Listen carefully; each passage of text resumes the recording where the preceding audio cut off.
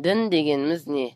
Дін дегеніміз ақыл-есі дұрыс адамдарды өз қалаулары мен дүниеде де, ақыретте де жақсылық пен бақытқа жеткізетін илахи заң, яғни тәңірлік заң. Діндер негізінен үшке бөлінеді.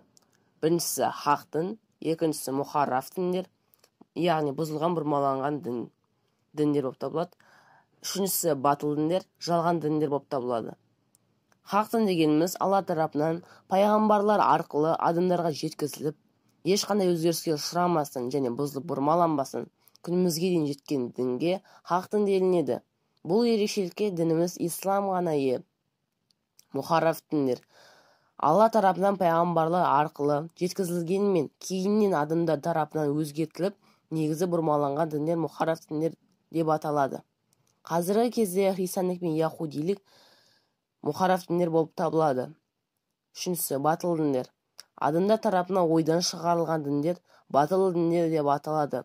Бұл діндердің пайғамбарлар жеткізген діндермен ешбір қатысы жоқ болып табылады. Осы себепті буддизм мен конфуцизм жалған діндерден болып есептелген.